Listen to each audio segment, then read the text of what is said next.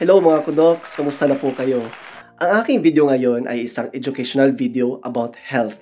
So ang topic po natin ngayon ay isa sa mga frequently na tinatanong sa mga pediatrician or sa mga doktor tungkol po sa kanilang anak.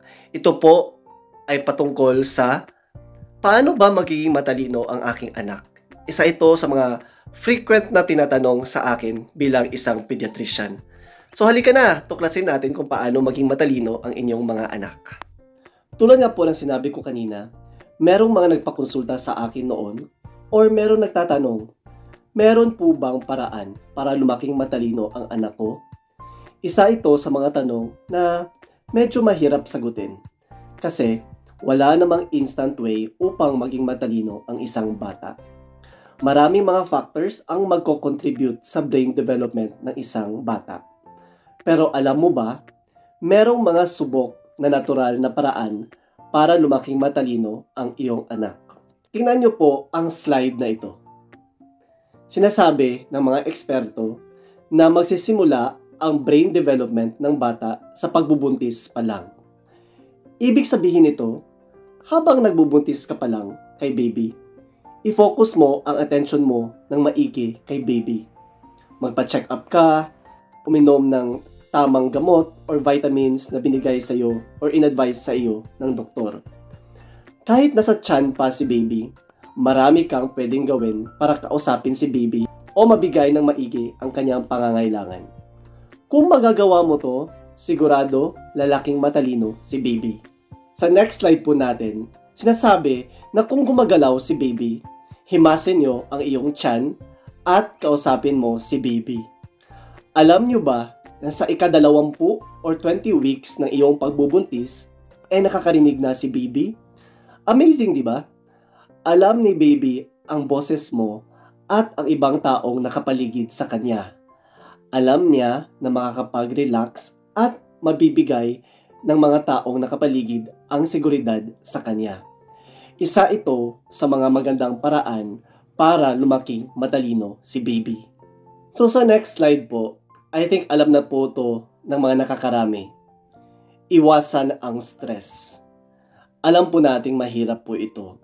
Pero, as much as possible, kung buntis ka pa, alagaan mo ang iyong sarili. Kasi, hindi lang ito para sa'yo, para din to kay baby. Para lumaking malusog ang utak ni baby. May kasabihan nga, kung hindi mo inaalagaan ang sarili mo, paano na lang ang pag-aalaga mo sa ibang tao or kay baby. Kaya, napaka-importante na habang buntis ka pa at nakadepende pa si baby sa'yo, sikapin mo na maging malusog sa pamamagitan ng pag-iwas sa stress. Ang susunod po na natural na paraan para lumaking malusog ang utak ni baby or para maging matalino si baby habang nagbubuntis pa po kayo ay dapat meron po kayong healthy diet at tamang exercise na angkop sa mga buntis. Pag sinabing healthy diet, syempre, iwasan ang mga junk foods, processed foods, pati mga inumin na hindi pwede sa buntis, tulad ng alcohol. Lahat ng ito, if magagawa mo, ay siguradong makakatulong sa development ng utak ni baby. Pero, before po kayo mag-engage sa mga activities, mas mabuti pa rin na magpakonsulta muna sa inyong doktor.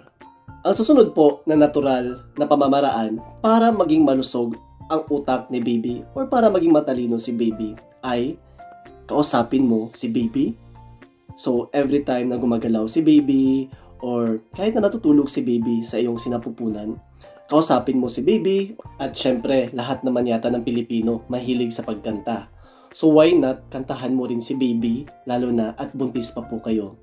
So, isa rin itong mga natural na paraan para maging malusog ang utak ni baby or para maging matalino si baby. So, mag-proceed na tayo. Paano kung nasilang na si baby? Ano pa ang iyong pwedeng gawin para maging matalino o maging malusog ang utak ni baby? Unang-una, ina-advise po ng mga pediatrician or mga doktor na talagang i-breastfeed si baby.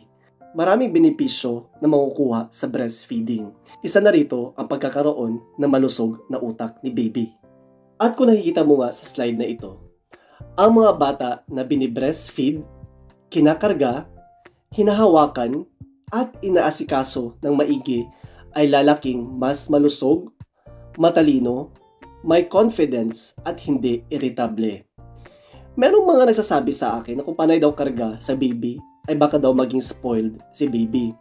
Ang opinion ko po dyan ay napakabata pa ni baby para magkaroon ng relasyon sa pagkarga mo ang pagiging spoiled ni baby. Ang yugto po na to ng buhay ni baby ay napaka-crucial kasi isa ito sa mga panahon kung saan nakasalalay lamang sa'yo si baby. So, ang opinion ko po dyan, hindi po magiging spoiled si baby kung panay ang karga po nyo sa kanya. Dahil mas magiging beneficial nga ito kay baby kasi mararamdaman nila na mas secured sila at mas minamahal. So yun nga po ang mga natural na paraan na pwede mong gawin para maging malusog ang utak ni baby or para maging matalino si baby. Ang gusto ko lang sabihin sa inyo ay ang pagiging matalino ay bonus lamang at ang pagkakaroon ng baby ay isa ng malaking blessing sa Diyos. At ang malaking rason na magiging matalino si baby ay nagsisimula sa sinapupunan mo pa at sa unang mga taon ni baby. Habang lumalaki si baby at nag-i-interact sa mundo, mas dumadami ang kanyang kaalaman at mas magiging matalino na ito.